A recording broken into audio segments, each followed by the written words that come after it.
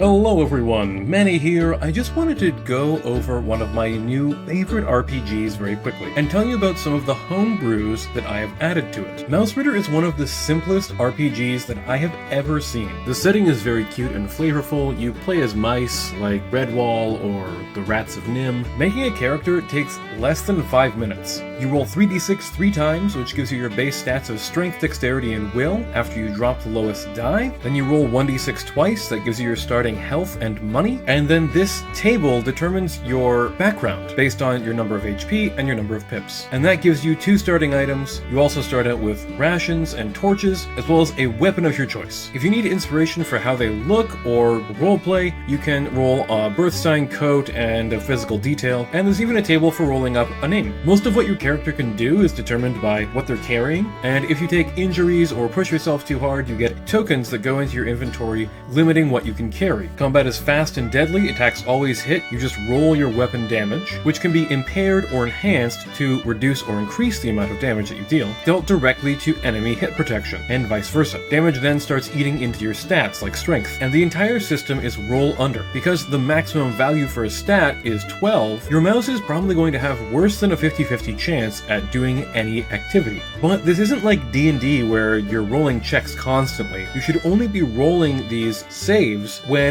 you're doing something risky, the outcome is uncertain, and there will be consequences. Magic is also super simple. It's just a runestone that sits in your inventory, and when you cast the spell, you roll a couple of d6s, and it has some desired effect. To recharge it, you have to do something related to the spell. For darkness, for example, you have to leave it uncovered in a lightless space for 3 days. If your mouse is carrying more than their inventory slots, they are encumbered and basically aren't going to be very good at anything. The system does use D&D 5e's advantage/disadvantage rule. Because advantage-disadvantage is such a big swing, it's an average of about plus or minus 5. I'm considering doing a plus or minus 1 for like a very minor advantage or disadvantage, basically just treating the mouse's stat as one higher or lower. Leveling up is done by bringing valuable items back to a mouse settlement, and leveling up doesn't really do all that much for your mouse. You can ignore 1 condition token per level above 1, and you get an extra d6 health. And beyond 4th level, you don't even get extra health, but you do get to roll a d20 once for each of your stats to try and increase them every level. If you take enough damage to reduce your strength to 0, your mouse is dead. Dex to 0, unable to move, will to 0, they're reduced to insensibility. I don't know what that actually means. I'm assuming they're kind of just a walking zombie. So that's the base rules, but there was a couple of things that I noticed that stood out as easily fixable to me. First of all, there is no perception or intelligence type of stat, and that's because of the way that saves work. I think the Game Master is intended to tell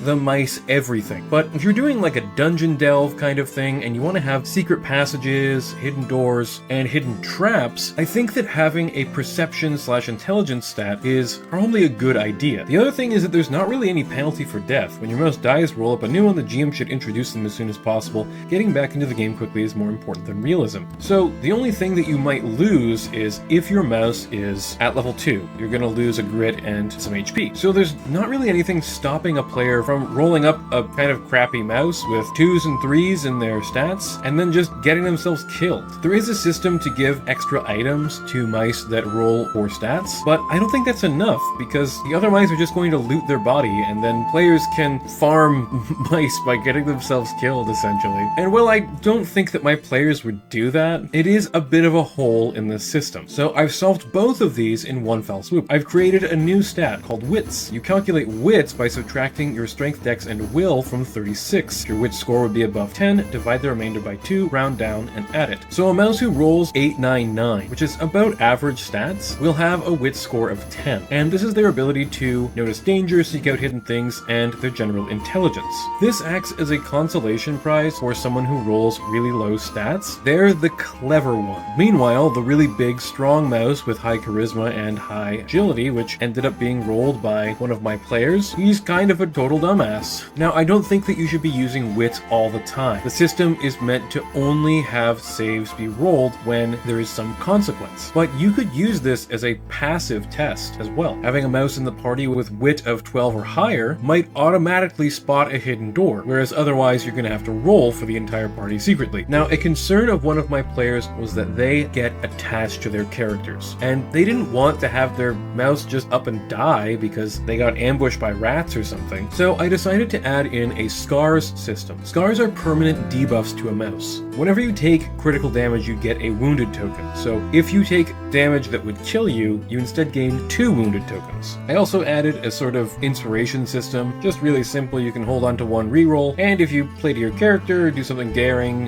make a cool plan, anything like that, it's going to get you a cool point. And you can use cool points to reroll the scar roll. You can still die under this system. If your entire inventory is full of tokens, you'll die. And sometimes you're going to die regardless. If you fall out of an oak tree and there's no way to like save yourself on the bottom somehow, or you get straight up eaten by a snake and then the snake runs away, yeah, you're gonna die, unfortunately. And I added a retirement system where any mouse can retire at any time once they get back to civilization. They can pass their items to the other mice in the party and roll up a new mouse who's 1 level lower than their retired mouse. A fresh mouse may take up one of the retired mouse's items. So if you get to maybe level 3 or 4 and you feel that that mouse has taken a bunch of scars, or you've already told the story that you want to tell, you can roll up their protege. I also decided to make mice live a little longer than normal in our world, just because it is a magical world. It's kind of anticlimactic for your mouse to live like 2 or 3 years before dying of old age. So I made 8 or 9 about the average old age that someone will live to if they're healthy. Obviously you can die of disease or something earlier than that, and most adventurer mice are going to be about 2 to 3 years old. They're mature mice that have been around for a while. Now my scars table here has a bunch of different effects. You can see, obviously, lose a leg, meaning that you're going to need to walk with a crutch or buy a prosthetic leg for 200 pips. You could sprain your spine and get a permanent bad back condition, meaning you have disadvantage on strength to lift things. This is a condition token in your pack as well, so you can't carry as much as a normal mouse anymore. And I made a natural 20 be no scar at all. Finally, I made wits good for foraging. Anyone can make a wits check to add an extra ration to their D3 uses of rations that they find when foraging, or they can find 1 ration and 1d3 uses of healing herbs. You can apply healing herbs on a short rest to heal 1d4 additional health, or heal 1 ability damage. And healing herbs can be sold as well. I don't have it written here, but I think that I'd probably limit this to once per hex for the entire group, and their best forager would just be going out and looking for